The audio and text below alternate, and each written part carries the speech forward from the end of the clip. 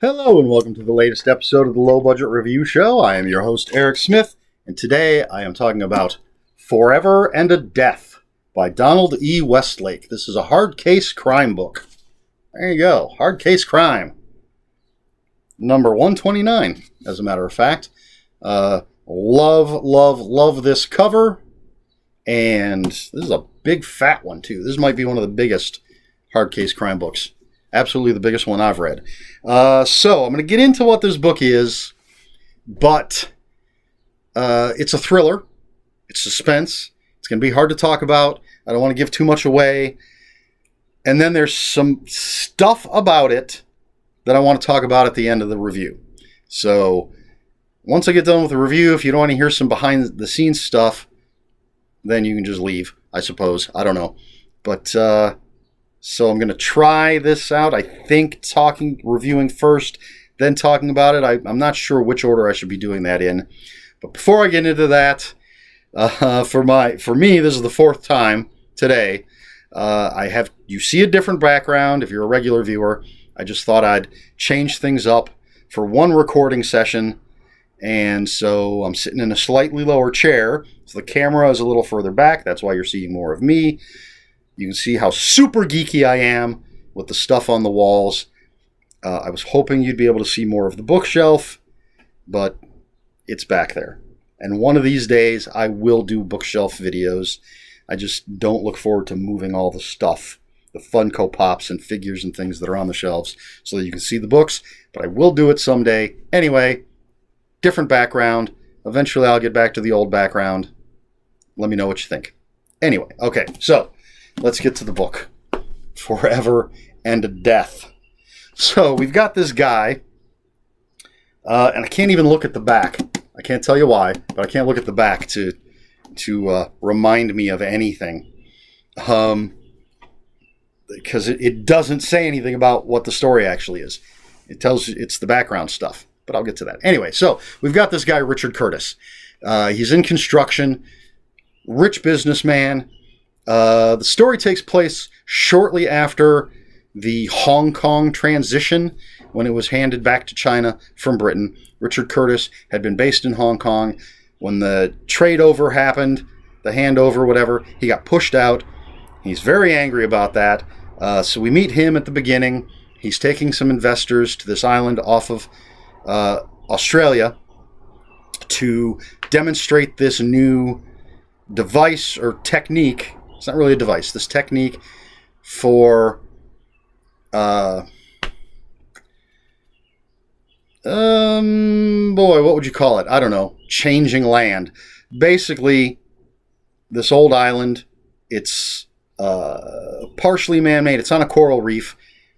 They're using this technique to flatten it out because they're going to build a luxury resort. And it involves explosions and water and all this stuff, and it basically shakes up everything. There are some Quonset huts and stuff on it. That's all just going to sink into the mud. It's going to make this island and everything out into this flat mud plain that they'll eventually be able to turn into a luxury resort. There's a wall built around it, so it doesn't all just spill into the ocean. So while this is happening, this environmental group, Planet Watch, the guy in charge of this part of Planet Watch, hates Richard Curtis. He shows up, and there's a young woman named Kim who's all decked out in her scuba diving gear. She jumps into the water. These explosions go off for this thing, this whatever that's going to change the island. She gets caught up in it. They think she's dead. So the Jerry Dietrich is the guy from Planet Watch. He's distraught. He really is after Richard Curtis now. Richard Curtis has this big criminal enterprise thing, or criminal scheme, that he's working on. He's afraid that Jerry Dietrich's going to get in the way. He wants to use the death of Kim as a way to keep Jerry Dietrich away. And then, this is all just set up, basically. But I don't know how far I can go without spoiling too much. So let's just say things do not go the way that Richard Curtis would like them to go. There are twists and turns. There's a character named George Manville who was the engineer who came up with the way to they call it the solution, and it's basically these explosions cause the water to do something that makes the island go flat, everything, whatever. So George Manville's the guy that came up with it. He ends up on Richard Curtis's bad side. There are killers, there are twists, there are turns. There's Richard Curtis trying to get to his ultimate evil goal, which is basically revenge and money, because he's not actually rich. He's super in debt. That comes up pretty early, so I don't consider that a spoiler. People get on his wrong side. People get on his right side. There's tons of characters. We're following Richard Curtis. We're following Jerry Dietrich from Planet Watch. We're following George Manville. We're following other characters I don't want to tell you about because they're surprises. We're following some of the other bad guys. There's, like I said, there's some killers. It's a very convoluted... See, I just said convoluted. You heard me say it. But I'm not sure that's actually the case. It's very twisty and turny, which I suppose is the definition of convoluted. But it's not difficult to follow at all. It is written in a very straightforward manner. I don't think anything is being hidden from the reader. Yeah, I think it's all out there for us. But there are surprises. So, I don't know what else I can say, so I'm just going to show that great cover again. Absolutely love it. I'm a Donald Westlake fan. I prefer him. Might not be the best way to say it, but I'm a bigger fan of his Richard Stark persona, where he wrote the Parker books. Right over there. You can't see him, but you might see him in the future. I have all of the Parker books. Absolutely love them. This might be the only Donald E. Westlake book that I have, although I have read others. I've read some of his comedy caper books. I've read some of his straightforward thrillers. He's a fantastic writer.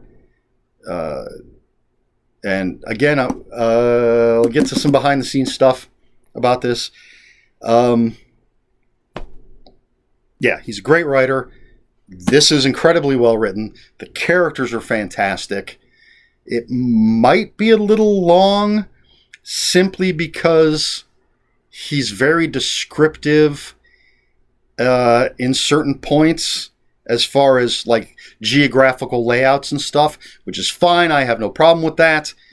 But it is about 440. Well, the story itself, yeah, it's 444 pages, which I think is pretty big for a thriller. I'm not an expert on thrillers, so I could be completely wrong about that.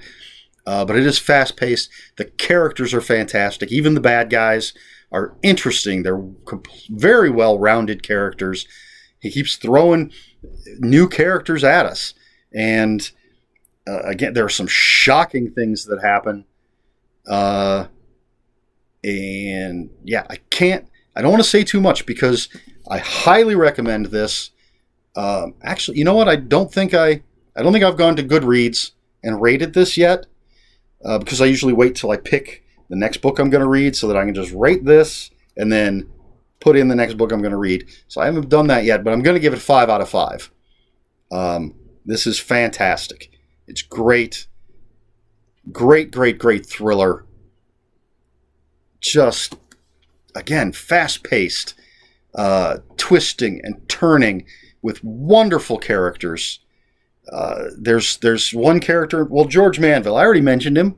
George Manville, the engineer. I just looked forward to every time he was going to be on the page. And because there are so many characters and we have so many points of view, you go for a chapter or two or more without seeing characters. George Manville's gone for a little while, and I'm just like, come on, when is George coming back? I need George. I want to see George. I want to see Kim. I just want to see everybody. This is so good. All right, so I think that's going to be my review. 5 out of 5, a great thriller from Donald E. Westlake, a master of the genre, with a fantastic cover. So, now, if that's all you're interested in, my review, you can either just skip to the end where I talk about, liking and subscribing and comments and all that stuff, or you can just shut it off now. Or you can stick around for a little behind-the-scenes look at this book, because this book was, or is, the Bond that never was. So, what it says on the back, now this came out in 2017. That's the copyright on here. But what it says is that 2 decades ago, the producers of the James Bond movies hired legendary crime novelist Donald E. Westlake to come up with a story for the next Bond film. So this is essentially that story. What he came up with dealt with China, dealt with the handover of Hong Kong, and according to this, political concerns kept it from being made. And so Westlake took that premise, took that idea, turned it into this novel. And it does say now, nearly a decade after Westlake's death, Hard Case Crime is proud to give that novel its first publication. So, yeah, he did pass away before this came out. So there's an afterword. Is that what they call it? Yes, an afterword by Jeff Kleeman, who was a producer. He is the guy that brought Donald E. Westlake to the Bond franchise. He has a nice afterword. It's at least 10 pages, I'd say, where he talks about when he first saw Bond and when he first became a fan of Donald E. Westlake, and then he went to work for, is it MGM UA? I think, MGM United Artists, and got to go to work on Bond films. And this would have been the follow-up to GoldenEye. So Bond, according to him, as he says, and I probably agree, was at its lowest ebb. We had just had the 2 Timothy Dalton movies, which I actually like. I like Timothy Dalton as Bond. I think they were sort of handcuffed, the studios were, when they made those movies, just because of the time they were made. So GoldenEye was coming out, Pierce Brosnan's first outing. The studio didn't know how it was going to do, but they always liked to have the next movie in the pipeline. If GoldenEye flopped, then they don't have to make another movie. But if it's a hit, which turns out it was, they're already in the process of making the next movie. So they brought in Donald E. Westlake. He pitched a bunch of stuff. They said, no, this isn't going to work. He pitched something else. This is okay, but maybe try something else. He finally pitched a story about a businessman, about the turnover of Hong Kong. And it was decided that the movie would have come out right around the time of the turnover of Hong Kong to China from Great Britain. And according to Mr. Kleeman, the studio was worried that the turnover could have led to a great deal of unrest, a great deal of violence, just bad things in Hong Kong, and didn't feel that they should put out a movie that dealt with the turnover and the ramifications for at least one person who was very upset about it. Just because it could look bad that they put out this movie dealing with something that had actually led to horrible violence, something bad, which I believe fortunately didn't happen. But anyway, so they passed on this idea from Donald E. Westlake, and then sometime later, it was found that he had turned it into a novel. He had taken the idea, he had turned it into a novel. Now, the one thing that I noticed, now, of course, I read the back of this. I was very excited when I first heard about this book coming out that, Donald E. Westlake wrote a James Bond thing. They had to change it because it can't be James Bond. There is no secret agent in this book. And I suppose George Manville could be the Bond stand-in, but I don't know that anyone is actually necessary the Bond stand-in, because George Manville's an engineer. He is the closest thing we have to a main protagonist. I mean, there are a lot of characters that could be considered the main character, but he's probably, again, he's not in a bunch of it because so many different perspectives, but the closest thing we have. But in no way is he like a James Bond. You know, he's not a dapper super spy. He doesn't have secret weapons. There's none of that in here. The closest thing to anything Bondian is this thing. It says device on the cover, but again, I think it's not a device. It's a system. But we have sort of the megamaniacal guy who's got this grand scheme, but it's not. He doesn't want to take over the world. He wants revenge and he wants money. That's the most Bond thing in here, I think. Aside from all the twists and the turns and the thrills, but there's no M, there's no Q, there's no laser watches and stuff like that. But there are narrow escapes and chases and things like that. So it is, I can see the bones of a Bond story here. But there is no Bond character. But it is, I didn't mention it before because I didn't want to spoil my little talk here at the end, but I think that is a very James Bond cover. It looks a lot like some of the old James Bond covers. I love it. I love this type of cover. So this is supposed to be Kim, the diver, and I guess in the original treatment she was a Chinese agent who was going to be working with Bond. So the character is still there, but now she's just a 23-year-old college graduate who's working with Planet Watch, this sort of Greenpeace type of organization. There are some detectives in here because as things progress, the different characters do eventually go to the police about things. But again, they're cops, not secret agents. Not that it matters. Still a great book, but I find it fascinating that this was originally proposed as a James Bond movie. I would love to. It would have been great if they had been able to put the treatment that he wrote in the back of this. That would have been a nice, special feature. See how it worked as a Bond movie, as opposed to this thriller. All right. So anyway, I think that's it. I reviewed it. It's fantastic. 5 out of 5. Highly recommended for Donald E. Westlake fans. James Bond fans. What the hell? Give it a try. And just fans of thrillers. Fast-paced, twisty-turny thrillers. Yeah, absolutely. Highly recommended. So there you have it. That's Forever and a Death by Donald E. Westlake from Hard Case Crime.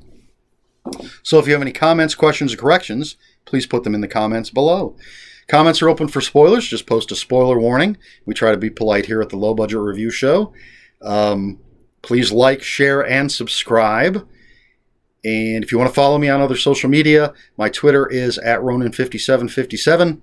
My Instagram, where I post pictures of books, comics, board games, and fuzzy animals, is Eric Smith 5757. That's Eric with a K, ERIKSMITH 5757.